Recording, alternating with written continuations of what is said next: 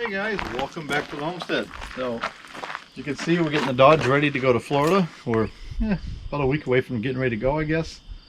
We did get a lot of the body work done on it, and just because I got sick of looking at the multicolors, we decided to Rust-Oleum it for the winter. Doesn't look too bad. Anyhow, got a lot of questions about the mail service we use as we travel. And I think what I want to do is I want to set up and just do a video, screen capture video, and go through that service with you guys and show you how it actually functions and works. We've been using it for what, a little over a year now. Super happy with it. It's about $20 a month if I remember correctly, and with that I think I get 10 free scan/shreds. And what I mean by that is, like, if I see something on there, which I'll show you in the video, I can ask them to scan the contents and they send me a PDF. Or if there's something confidential but I don't want it, I can ask them to shred that. And you can also forward packages. Like, you can save up your mail and then have them forward it to you as a package. So why don't we jump in there, why don't we get on the computer, and why don't we go through the post-scan mail, and I'll show you how it works and how we use it, and tell you what we like about it. Alright, so here we are, and this is what you're going to see when you log into post-scan mail. This is your basic web page. This is your basic web page that you're going to see when you log in. And what you're going to see is right in the middle here, this is your mail. This is what has been delivered to your mailbox. And you'll be able to click on it, like you can click on the image here and it'll make it a little bigger. And you can see this is, going to be a credit card offer from American Express, right?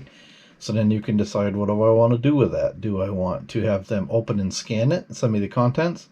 Do I want them to forward it to me?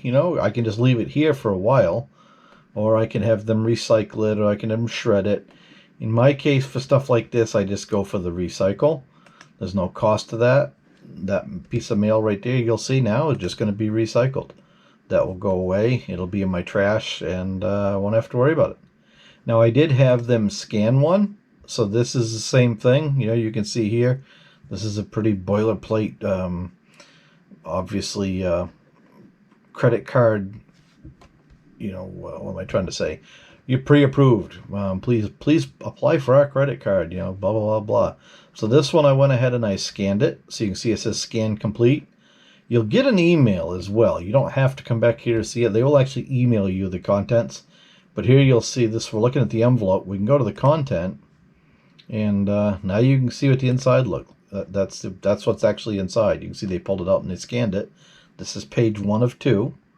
I can go on to the next page, and yeah. So that's what you see. In this case, of course, I wouldn't normally bother to deal with that on a junk mail, but I wanted to do that for you guys to see how the scan works.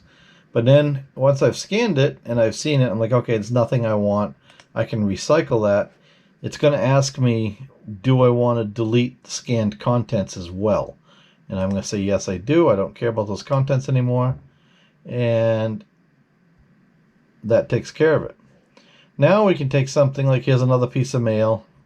We can see, oh, they want me to get an auto loan from Campus Credit Union. I can take that and I can say, I want to add that to the shipment. Maybe that's an important piece of mail that I want to have sent to myself. And then I can look at this one down here, which is a letter from my State Farm agent. Just let me know he's there to help me if I ever need anything. I actually did scan it and read the contents to make sure it wasn't important. But I can add that to the shipment as well. And now I've got 2 pieces of mail set up to go as a shipment. So then what I would do is I go up here to shipment, and I select what I want to ship, both of these. I click ship, and it's going to ask me where I want it to go to, and I say, yeah, let's ship it here. And I click next, and it asks me if there's any special instructions, like if you were shipping this to a friend's house, or if you're shipping it to a campground. Let's say you know that you're going to be at a KOA in North Carolina, for example, next Wednesday, and you're going to be there for 4 or 5 days. You can go ahead and ship it now to the KOA, and you could have, something on here that says checking in on, Wednesday the 5th, please hold for me, or something, and put my name on it. Or if you want to insure it, The other thing they'll ask you is, do you want to delete the contents after it's forwarded? So if you've gone ahead and scanned this, but then you're forwarding it to yourself, do you want to keep the contents or do you want to delete them? And I usually check delete because I keep the emails until I get the actual mail. Then I click next, and it's going to load the different carrier options, and you can see they do charge you to forward the mail to you, which makes sense because they have to pay to forward it. But the first class mail is usually pretty affordable, and if you wait until you've got a pretty good pile of it, it really doesn't, it's not that bad.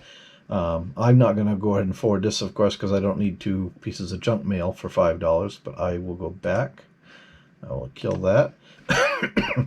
and you can see how that works. It's pretty straightforward. You can go through that. Like I said, you can shred something too if you want. Like I can tell them on this one, okay, I want you to shred this one.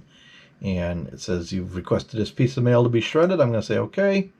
And that mail will be put through the shredder instead of being put in the recycle bin. There are some stuff you can do over here with, filters and folders and stuff like that. If you were getting a lot of mail, if you're doing this for purposes of travel, you probably want to try to set as much of your stuff up to be online. And I'm going to spin you guys around, see if I can get on camera here. It's probably a little dark in here, and for that I apologize, but you're in my office now. But yeah, if you're doing this for the purpose of travel, you're probably going to want to set up your credit cards and stuff to go, by email instead of by mail. So you're trying to minimize your mail because there are limits to how much traffic you can put through this mail service, and it's a pretty big amount, but it still could add up if you got a ton of mail. But in general, it works really well. We found that we're using a place in Deltona, Florida. It's pretty close to where we live down there, and we can drive down and pick up our mail if you want. That is an option, so you can have them hold it for a period of time. They do charge per pound if you store it longer than, I think, 45 days or 30 days. It's a pretty small fee if it's just mail, but if it's a package, it could add up. But if there is something there, you are able to drive and get it instead of forwarding it to yourself. It's just what's convenient for you. Other than that, it's a pretty straightforward process. Getting set up was super easy. The one mistake I think I made, and I can't remember if it was on this one, I think it was actually on iPostal. We tried to set up iPostal in the beginning, and any mail service, you have to have a notary sign saying that it's okay for them to receive your mail because it is a federal thing, federal mail. And the iPostal one was just a real pain, and there was just no help. The post-scan mail was great. Like I signed up for the account, and it said if you want to use our notary, I think it was $15 or something for their notary. They literally called me on video chat, asked me a dozen questions, notarized the thing, and it was done in like maybe 2 minutes. I mean, it was just super easy. So it's a really good service. They seem to have locations all over the U.S. So that's it for us. That's what we picked. Like I said, you can definitely pick something else if that works for you, but this one has worked very well for us. We do find that the scans take, usually if it's during the week, usually takes an hour or two from the time we request them to scan it to the time it actually shows up in our email folder. And then you will get an email notification anytime there's new mail. And they also have a cell phone app, so you can actually put your post-scan mail right on your cell phone and do it all right from here, not even be at a computer, which is really nice. That just saves a bunch of time. All right, so you saw us go through that. I think that answers all the questions. If you have any more questions, leave them down below. If there's something else you'd like to see, let us know. But we're definitely happy with the post-scan mail, so we're getting ready to use it even more. Getting ready to get in the camper here and head south. Last night we woke up this morning to 44 degrees, and I'm like, it is time to go that direction. Well, I don't know, I guess south's that way. Anyway, you know what I mean. Thanks for watching, guys. Don't forget to like and subscribe.